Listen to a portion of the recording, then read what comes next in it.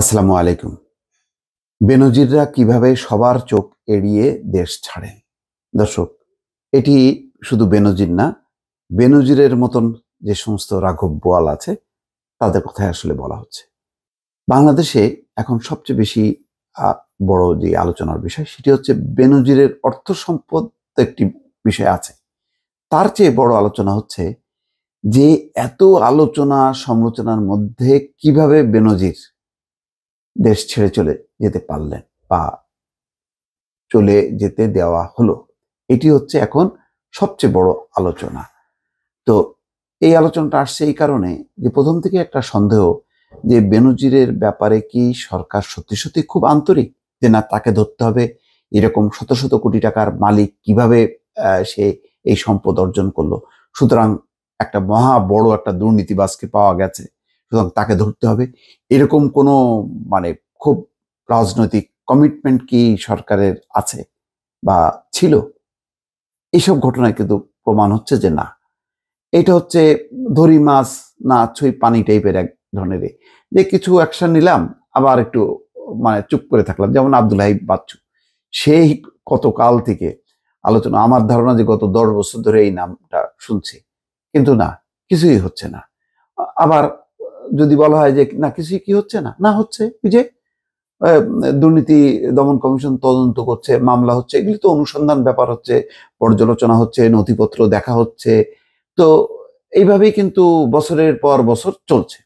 তো বেনজির আহমেদের ব্যাপারটা বলবে যে না, অনেক অভিযোগ জমা হয়েছে, এগুলি তো দেখতে হবে, পর্যালোচনা করতে হবে, সময় লাগবে, এইভাবে তো হুট করে কোনো সিদ্ধান্ত নেওয়া যায় না।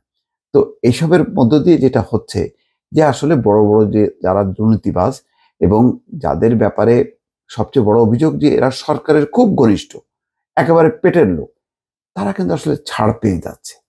কিন্তু দেখেন, আবার যদি ধরা হয়, এর মধ্যে আমি রাজনীতি টানতে চাই না, বিএনপির দেখেন অবস্থাটা কি, বিভিন্ন ধরনের এমন সব মামলা, যে সব মামলা কোনো ভিত্তি নাই, সেই বিদেশে আছে, কোথায় কারাগারে আছে, হজ করতে গেছে, দেখা গেল যে সেই মামলার তালিকায় আছে, তারপরে বছরের পর বছর, মাসের পর মাস জেল খাটতেছে, তারপরে বেরোচ্ছে, আবার আর একটা মামলায় ঢুকাই দিচ্ছে, বেরোচ্ছে আবার ঢুকাচ্ছে, এই চলতেছে যখন একদিকে, মানে এখানে মনে হচ্ছে যে না একেবারে কোনো রকম ছাড় দেওয়া হবে না। চিরুনি অভিযান 28 অক্টোবরের পর দেখা গেল যে একদম চিরুনি অভিযান চলছে, একেবারে সারা দেশ থেকে একদম নিঃশেষ হয়ে গেল বিএনপি। তো বুঝলাম তো এই বেনজিরের ব্যাপারটা কেন এইভাবে মানে কি বলে একটু একটু করে মানে চলছে, মানে কখনো বলছে না আমরা জিরো টলারেন্স, কাউকে ছাড় দেওয়া হবে না, কিন্তু এই সবের মধ্যে কিভাবে চলে যায় বিদেশে, এগুলো অনেক রকম সন্দেহ তৈরি হয়। তো এই কারণেই আহ, আব্দুল হাই বাচ্চু, তারপরে যে পিকে হালদার, এইসব বড় মাপের কেউ কিন্তু আসলে ওই জালে ধরা পড়ছে না, আরো আছে কয়েকজন, মানে আর নাম বললাম না আমি আমার এই আলোচনায়। তো এই রিপোর্টটা যথেষ্ট যে বেনজিররা কিভাবে সবার চোখ এড়িয়ে দেশ ছাড়েন।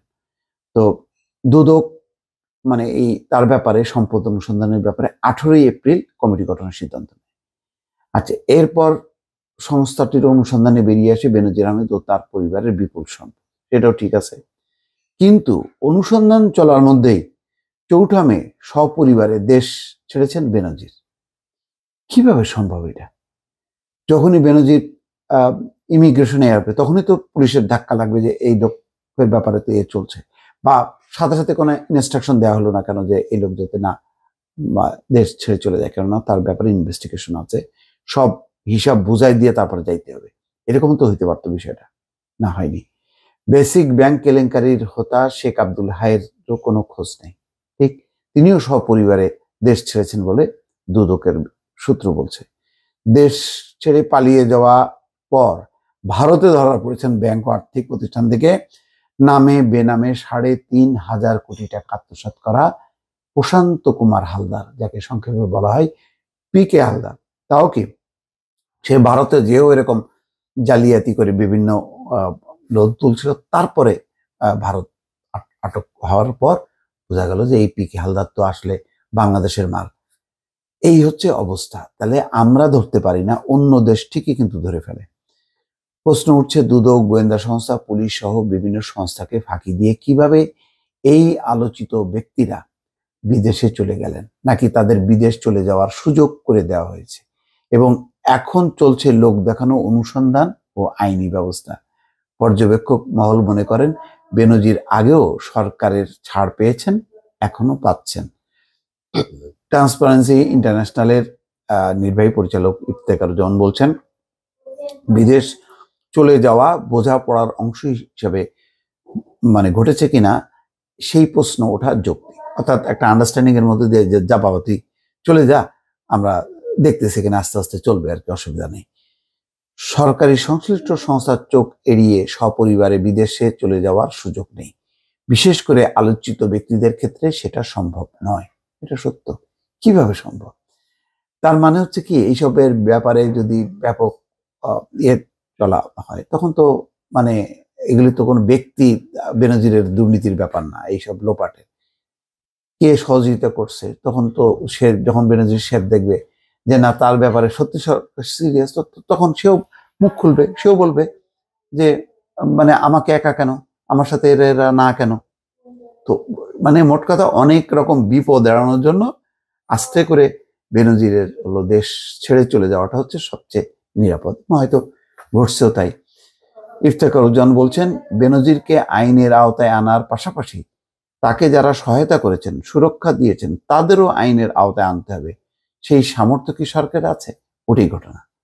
যে বেনজিরকে কারা লালন পালন করেছে অতীতে, এখন করছে, তো সেইগুলিও তো চলে আসবে, তো এদেরকেও তো আইনের আওতায় আনার কথা। তো সেগুলি কি সরকারের পক্ষে সম্ভব? না, সম্ভব না।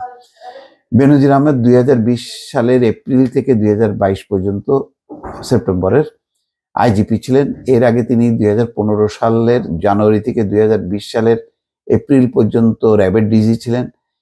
তিনি ঢাকা মহানগর পুলিশ কমিশনার হিসেবেও দায়িত্ব পালন করেছেন। তার বাড়ি গোপালগঞ্জের টুঙ্গিপাড়ায়। সরকার ঘনিষ্ঠ হিসেবে পরিচিত সাবেক আইজিপি বেনজির আহমেদ অবসরের পরেও পুলিশি নিরাপত্তা পেয়েছেন, এবং এক ব্যতিক্রমধর্মী নিরাপত্তা, যেখানে অন্য কোনো আইজিপি এরকম পাননি। স্বরাষ্ট্র মন্ত্রণালয়ের ওই সময় বিজ্ঞপ্তিতে বলছে যে তাকে গাড়ি সহ সাদা পোশাকের 6 জন পুলিশ সদস্যের একটি দল নিরাপত্তা দেবে। তিনি 2 জন সশস্ত্র দেহরক্ষী পাবেন। তার বাসায় 3 জন পাহারাদার থাকবে। এটা তো একটা আর একটা বিকল্প আইজিপি। তাহলে উনি কি বিকল্প আইজিপি ছিলেন? এই প্রশ্ন তো ওঠে, কেন তার জন্য এই অতিরিক্ত নিরাপত্তা? তার জীবন কি হুমকির মুখে ছিল? কে হুমকি দিচ্ছিল? এদিকে দুদক অনুসন্ধান চালিয়ে এখন পর্যন্ত বেনজির আহমেদ ও তার পরিবারের 621 বিঘা জমি, 19টি শেয়ার কোম্পানির শেয়ার, গুলশানে 4টি ফ্ল্যাট, 30 লাখ টাকার সঞ্চয়পত্র, 33টি ব্যাংক হিসাব, এবং বলা হচ্ছে এই যে ব্যাংক হিসাব থেকে নাকি যাওয়ার আগে 60 থেকে 70 কোটি টাকা উঠায় নিয়ে চলে গেছে।